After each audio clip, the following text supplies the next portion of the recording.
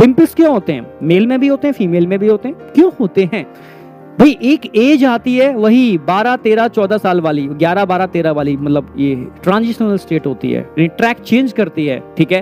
Train मतलब आपकी as, आप एक किस में जा रहे हो, एंटर कर रहे हो, ठीक है। आप समझ रहे हो ना मेरी बात? प्यूबर्टी वाली स्टेज में एंटर कर रहे हो। उस समय किसी किसी में फ्लक्चुएशन होता है, किसी में फ्लक्चुएशन नहीं होता। भाई कई ट्रेन ऐसी होती है, ट्रैक चेंज हो रहा है, स्मूथली निकल जाती है, पता ही नहीं चलता ट्रैक चेंज हो गया, पिंपल्स नहीं होंगे।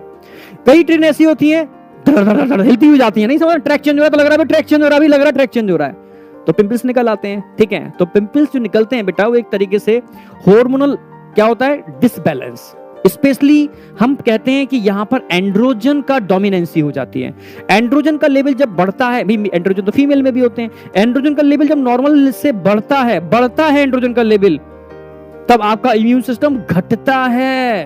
ध्यान रखना, अगर आप जिस भी गांव में रहते हो, शहर में रहते हो, अगर आप जानते हो एक इलाके को, ठीक है, तो ध्यान रखना उसमें दादा दादी या नाना नानी में संख्या किसकी ज्यादा है, दादाओं की या नानाओं की, या जो बुजुर्ग मेल हैं उनकी संख्या कंपैरेटिव कम होगी, और फीमेल की संख्या ज्यादा होगी जो बुजुर्ग हैं, ठीक है। क्योंकि फीमेल की अगर बात करते हैं तो फीमेल का प्रोटेक्टिंग हार्मोन 45-50 तक तो प्रोटेक्ट करके रखता है एस्ट्रोजन, ठीक है। फिर भी एस्ट्रोजन उनका प्रोटेक्टिंग हार्मोन था, आप समझ रहे हो, वो नहीं है तो प्रोटेक्शन कम हो गया। पर हमारा तो दुश्मन हमारे अंदर ही है, कौन? एंड्रोजन। एंड्रोजन दुश्मन होते हैं, इम्यून सिस्टम सप्रेशर होते हैं, ठीक है।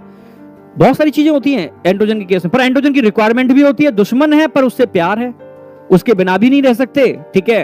आप समझ रहे हो, अगर वो डोमिनेंट हो जाएगा तो भी बर्बाद कर देगा, और कम हो जाएगा तो भी बर्बाद हो जाएंगे, आप समझ रहे हो। तो इसकी स्मॉल रिक्वायरमेंट फीमेल को भी होती है।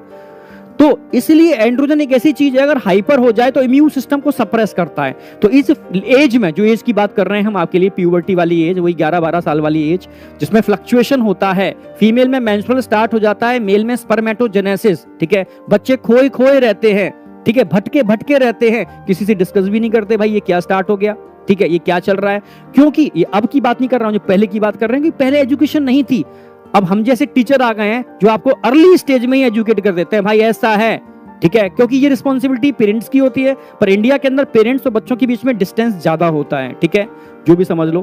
तो कहीं ना कहीं टीचर का इन्वॉल्वमेंट, गवर्नमेंट का टीचर का इन्वॉल्वमेंट होना चाहिए, पर टीचर डरता था, ठीक है, कि बताऊंगा कहीं बच्चा उसको, समझ रहे हो, हा ही करके लेना जाए, क्योंकि इमेच्योरिटी, ठीक है। तो धीरे धीरे धीरे धीरे अब मैच्योरिटी आई, ठीक है। टीचर को भी समझ में आया कि इस एज पर इन बातों को बताना जरूरी है, इसलिए ह्यूमन रिप्रोडक्शन, रिप्रोडक्टिव हेल्थ जैसे चैप्टर आपके सिलेबस में इंक्लूड किए अच्छे लेवल पर। तो पहले तो फ्रॉग और, ठीक है, रैबिट पढ़ाए जाते थे, ह्यूमन तो था ही नहीं, ठीक है, हमारे जमाने में। तो आप समझ गए ना मेरी बात? तो चेंज हुए, नो डाउट, ठीक है। तो अब सीधी सी बात आती है, तो पिंपल समझ में आए, जब फ्लक्चुएशन होगा और एंड्रोजन डिस्टर्ब होंगे, मतलब नॉर्मल लेवल थोड़ा सा हाइपर हो जाएगा, ठीक है, फ्लक्चुएशन होगा, तब आपका इम्यून सिस्टम वीक होगा और आपकी स्किन पर बैठा है स्टेफाइलोकोकस ऑरियस, और ये पायोजेनिक होता है, पस फॉर्मिंग होता है, इसकी वजह से पस का जनरेशन हो जाता है, पिंपल्स बन जाते हैं, ठीक है। समझ में आ गया? वो कॉज वो नहीं है, कॉज वो नहीं है, वो एंड्रोजन एक्चुअली फ्लक्चुएट होने से immune system suppress then infection, ये है कॉज, ठीक है। तो ये वाली बात एकदम क्लियर है, यहां तक कोई डाउट ही नहीं होना चाहिए आपको, एकदम क्लियर कंसेप्चुअल।